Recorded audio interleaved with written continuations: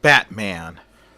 There's an old saying that no matter how far a cat drops, she always lands on her feet. Certainly, it would seem true of that tigress queen, the Catwoman. For here in this tale, the female Spitfire apparently bears a charmed life as she returns from oblivion and bares her claws at Batman and Robin to commit crimes that are as smooth and dark as black velvet. Yes, even the Batman finds himself admitting that 9 lives has the Catwoman. Gotham City, New Jersey, early May of 2004. New inmates arrive at the state women's prison, among them one who is conspicuous for her exotic beauty, her feline grace, as the other women at the prison are leering at her and making comments to this young woman. "Careful, dearie, don't trip over your long claws, hee hee hee." Yes, it is that notorious bandit Princess the Catwoman. Inside the check-in facility, the corrections officer says to her, "Now the left hand, please," as he was getting her fingerprints.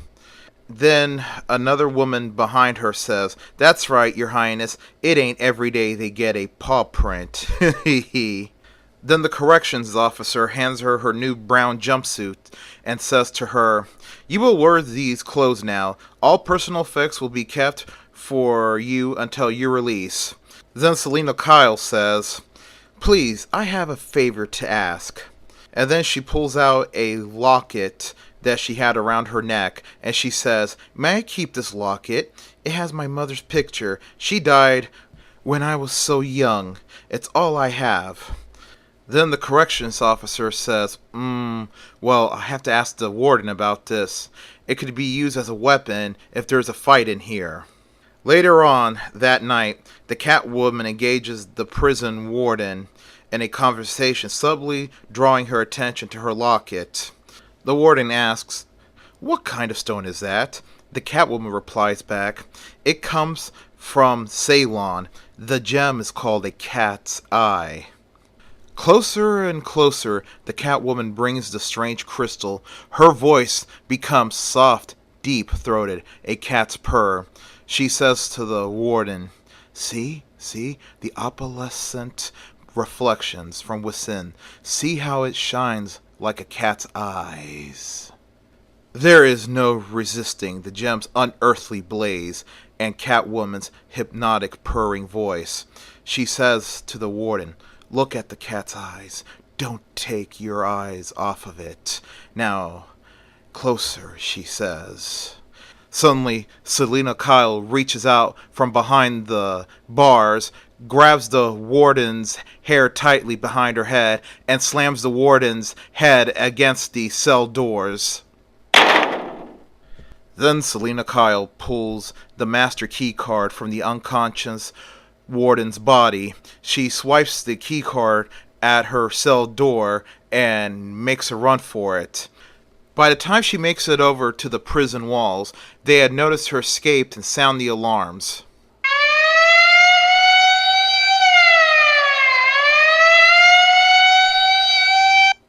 Eventually, Catwoman finds her costume and tracks down her old gang, but they were not very receptive to her return. She walks into their hideout and says to the guys, "Well, boys, now that I'm free, we can pull some big jobs." One of her goons says, "Sorry, Catwoman, but you're through." And another of her gang members says, "The Batman always stops you cold. We need someone who can pull off the big jobs and not get caught by the Batman." Later, in her room, the Catwoman lays on her couch and she says to herself, "I need the boys if I expect to rebuild my reputation, but I gotta regain their confidence. But how? While she was thinking of ideas on how to regain the confidence of her former gang members, her cat Bast was rubbing herself against her legs and purring.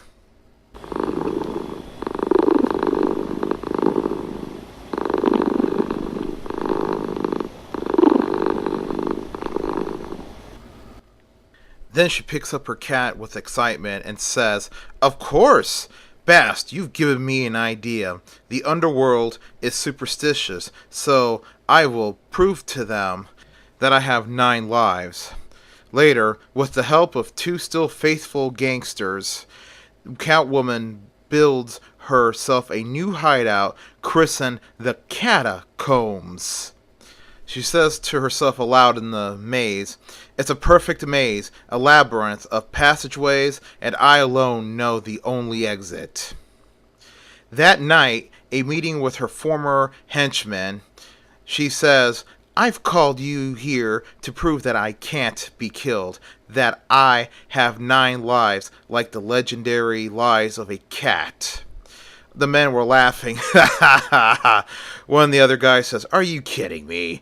And then he goes on to say to Catwoman, "We don't like dames who think they can try fancy jokes on us. This'll take away one of your 9 lives."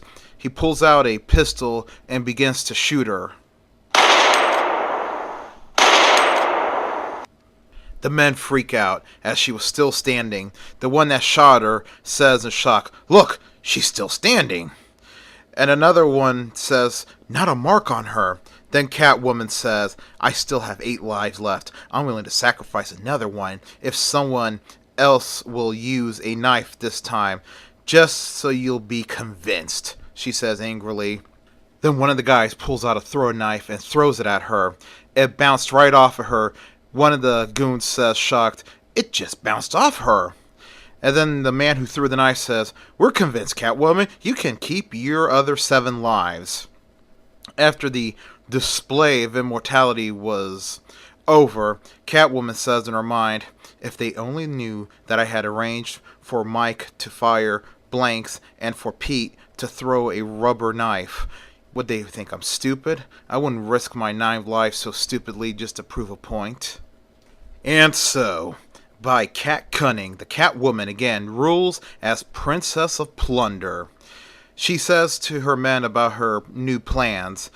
She goes on to explain to them, "Our first job will be hijacking a cargo of industrial diamonds being shipped by airship."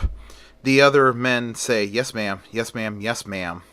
That night, at stately Wayne Manor, Bruce Wayne comes back home after going undercover trying to find out where the Catwoman was at and what she was up to. As he comes into the room, Dick Grayson was sitting down watching TV, and he says, "Hi, Bruce," and he looks shadowing the Catwoman's old gang, any lead to her? Bruce says to Dick, "Yes, I spotted one of her boys talking with a jewel fence. That means she's planning a jewel robbery, but where? That's the question," he said. Then the 11 o'clock news comes on with the break they need. Now for our nightly news. Police are searching for the bandits who stole a billboard blimp. Bruce Wayne says, "A blimp, of course. That cargo of diamonds being shipped by Dirigible tonight. Dick, we got a date with a cat and some rats." Later, somewhere in the cloudy night sky over Gotham City, a dirigible rides the wind when a tiny blimp sails near.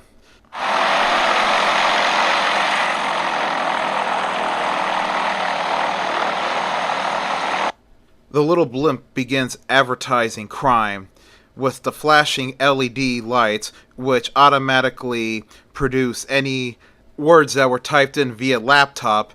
It was saying, "Halt, or we toss thermite bombs."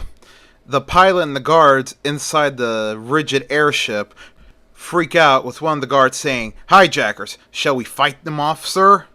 The pilot says, "No, thermite could set this $2 million ship afire easily. Better we lose the diamonds than our lives," said the pilot.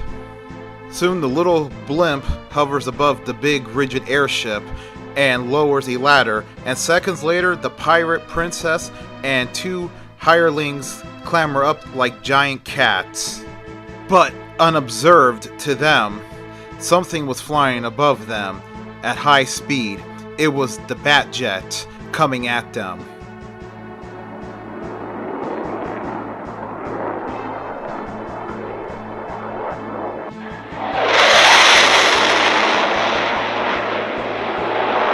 Inside the cockpit, as Batman was flying, he was telling Robin the plan. And remember, Robin, when we jump out, we have to glide right to the gondola. Hopefully the door's still open, and we can glide right in and give Catwoman a surprise she'll never forget. Robin acknowledges the plan. Then Batman opens the canopy as a strong wind comes into the cockpit. Then Batman and Robin jump out and they begin their descent. They descend, going into terminal velocity as they're heading towards the two interconnected dirigibles with Catwoman's stolen dirigible on top. Then Batman and Robin open up their capes and glide, and just as planned, they glided right into the open door into the gondola of the stolen blimp. Upon gliding in to the gondola, Batman and Robin take out two standing members of Catwoman's gang, sending them flying back against the gondola wall.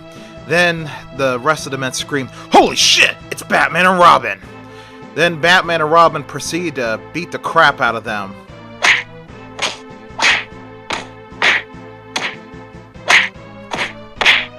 Seizing upon the commotion, Catwoman quickly makes her getaway by climbing down the rope ladder that connected the two dirigibles down to the lower airship.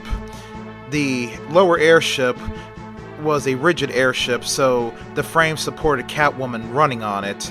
Batman notices and says to Robin, "Robin, keep your eyes on the rats and tie them up. I'm going after the cat." Robin acknowledges, and Batman quickly leaps out, grabbing onto the rope ladder and sliding down. He gets onto the surface of the second dirigible and starts running after Catwoman. He says to himself, "I got to hand it to the female Spitfire. She's fast," as she was starting to outrun Batman. Then Batman catches up to her, and the two begin fighting. During the fight, the Catwoman says to Batman, "Sorry, but you're not sending me to jail again." Then it happens. A strong crosswind hits the airship.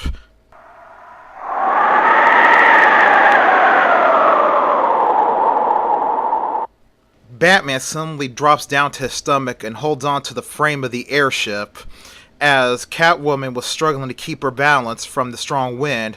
Then it happens. Batman screams, "Look out," as he sees her falling to what seems to be her death from the airship. But Providence and the loss of one of her lives saves Catwoman, for she has landed in the water and even now swims to safety.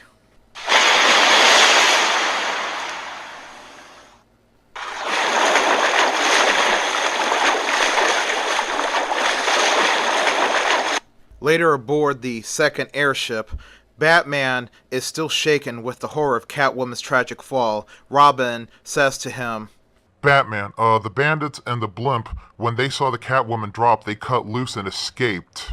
Then Batman says, "She's dead, Robin. She was a criminal, but somehow, well, now she's dead." And so begins a series of bandit escapades with Catwoman miraculously escaping death each time. But is she in reality drawing upon her 9 lives one at a time? Meanwhile, at stately Wayne Manor, Bruce and Dick were talking.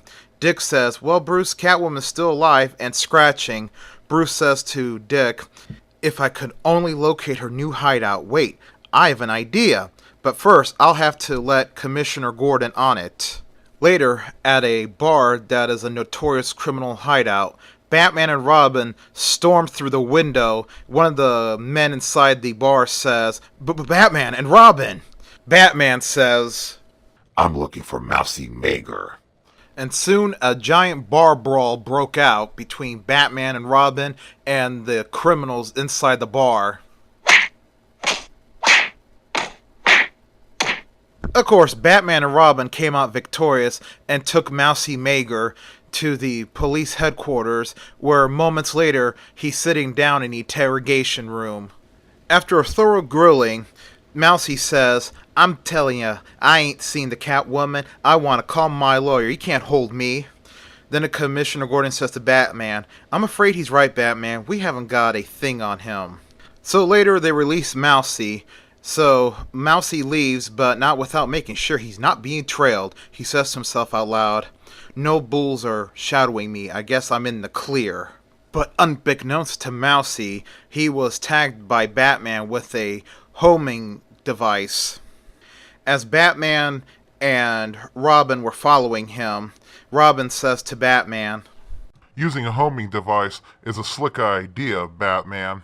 Now we're easily able to trail Mousy from a safe distance. and Batman says, You're right, Robin. It was a good idea. And it's leading us right to Catwoman. well, the trail leads him to the outskirts of town to a old cave, and Batman deduces that that's where Catwoman's hiding out at.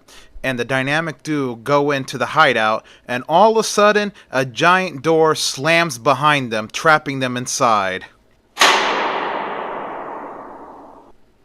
Then Catwoman's voice is heard overhead as she says, "Welcome, Batman. Welcome, Robin. Welcome, Robin. I call this place Catums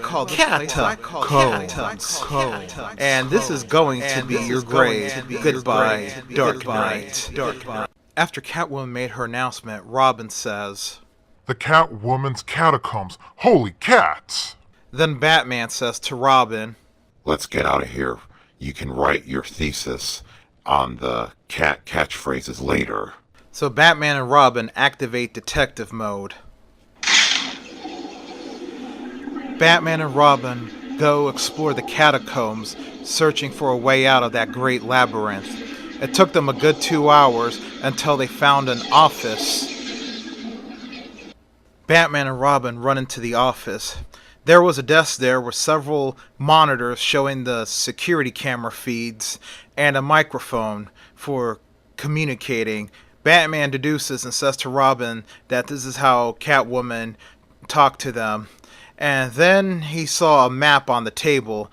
Batman walks over to the table and says to Robin, Robin, we've got to hurry. According to these plans, Catwoman has gone to raid the millionaire weapons collector, Carl Gibbs.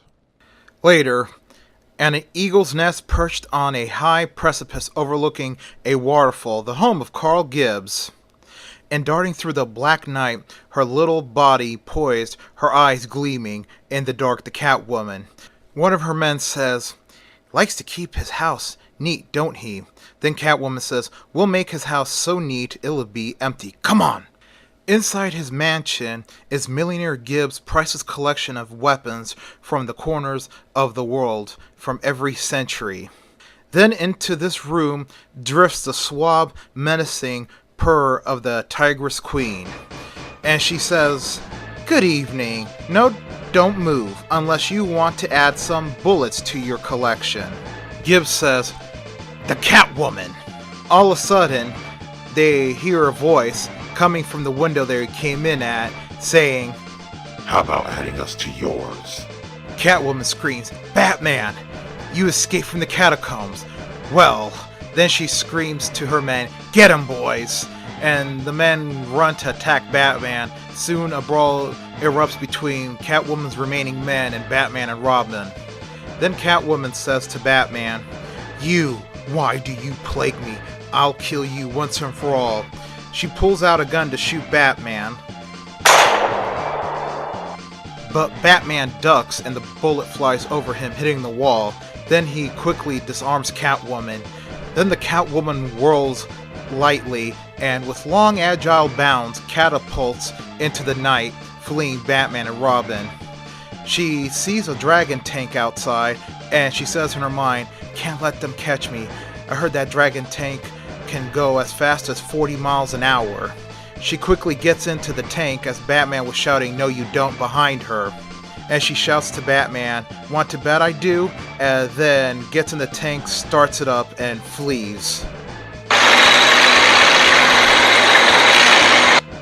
And the Catwoman attempts to escape in the Dragon tank, ironically designed and built by Wayne Enterprises. She nearly runs down Robin as Robin leaps out the way. But even the Catwoman's quick eyes do not spy the half-buried boulder in her path. The tank is suddenly kicked off balance and catastrophe. The tank falls off the cliff all the way to the bottom, and then there was an explosion.